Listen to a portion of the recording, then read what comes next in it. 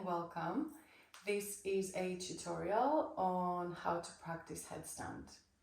So let's go ahead and begin with the basics. We want to create a little basket with your hands. So interlace the hands and create a little basket, and then bring that basket onto the ground. Now, we're not going to go straight into headstand just yet. We're just going to find the alignment. So as you place the hands down, bring your elbows shoulder width apart. So make sure that your shoulders aren't opening further out from the width of your shoulders. So keep the shoulders hugging in and staying under the shoulders. And once you find that, let's tuck the toes and come into a downward facing dog in our forearms, which is also known as dolphin pose. So from there, press the forearms forward as if you want to draw the mat forwards and forwards, pushing the floor away. Feel free to keep the knees as bent as you need to. Now, what I want you to cultivate here, what we're going to cultivate here, is the strength needed for a headstand. And in order to not put any pressure in the neck, which is what we don't want, we need to really cultivate so much strength in the upper back. So here already we are cultivating that. The head is not down on the ground, the head is lifted, hovering off the floor, and we're pushing the floor away from the scapula.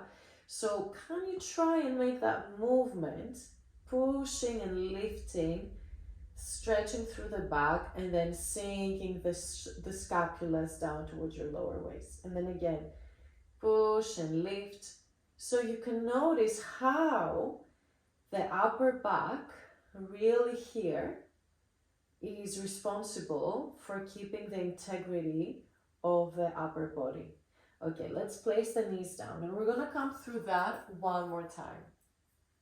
So I want you to really focus on this movement of the scapula, and even just doing that to begin with is going to help you to build all the strength needed to come into not only headstand, but also forearm stands and handstands. So let's come at it again. Bringing the forearms down, elbows shoulder width apart, tuck the toes, and lift the sitting bones up to the sky.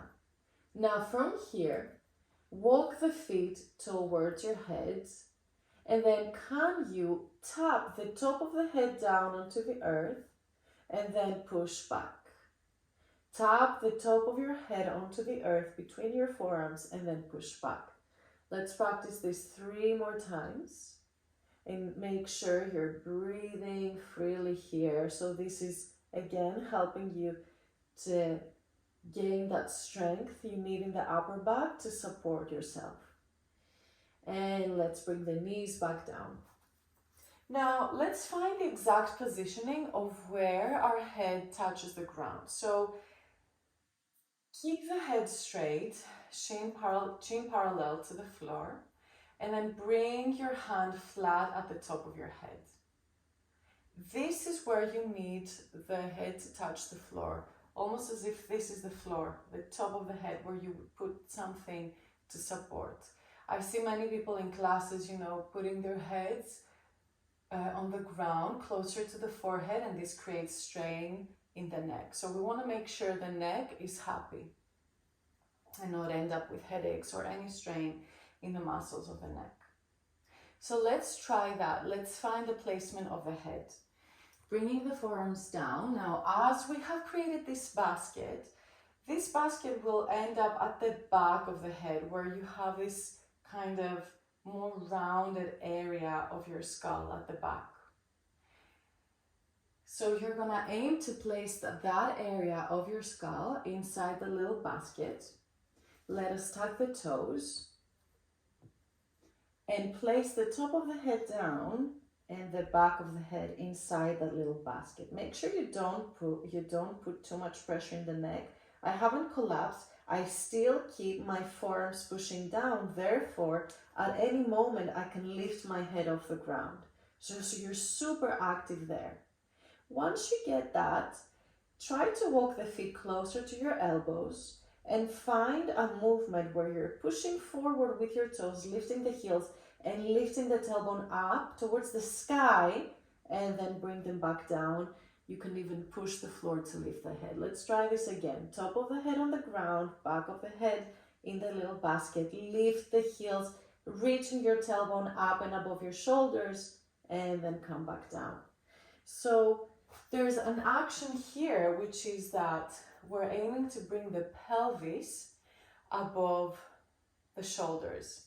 Now, many of us what do quite frequently is that we round the back and we round the back, and it's kind of not comfortable at all. So we want to keep the back lengthening. Even if the knees are bent, we want to make sure that we're bringing the pelvis above the shoulders. Okay, let's try this again.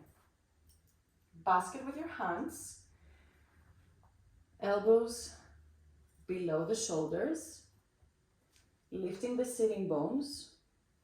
Bring the top of the head onto the floor, back of the head inside your hands. Keep pushing the floor away.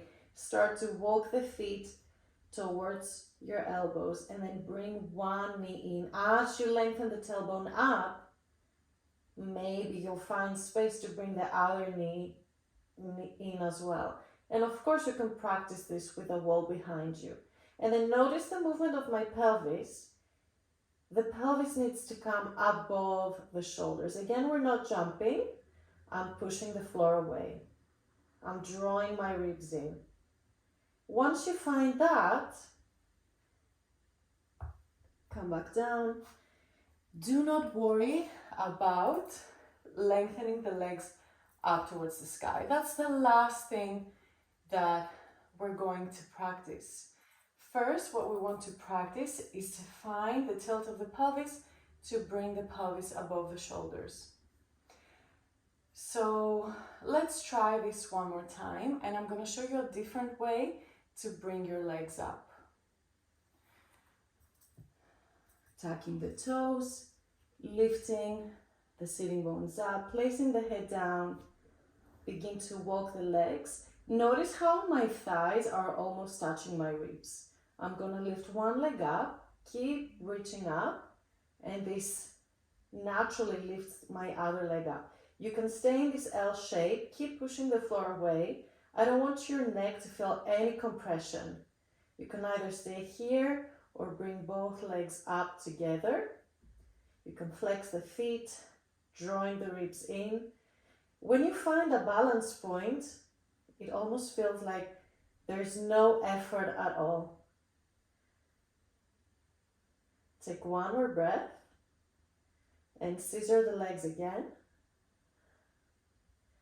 And bring that right leg down and the other leg down, and take a moment in child's pose.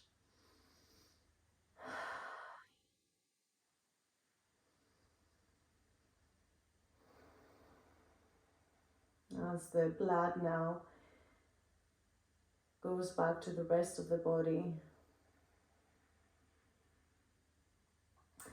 And slowly come up. Okay.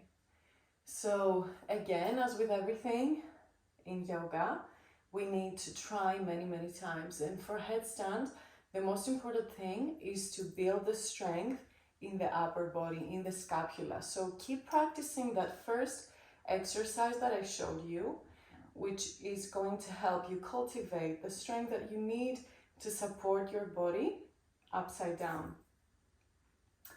And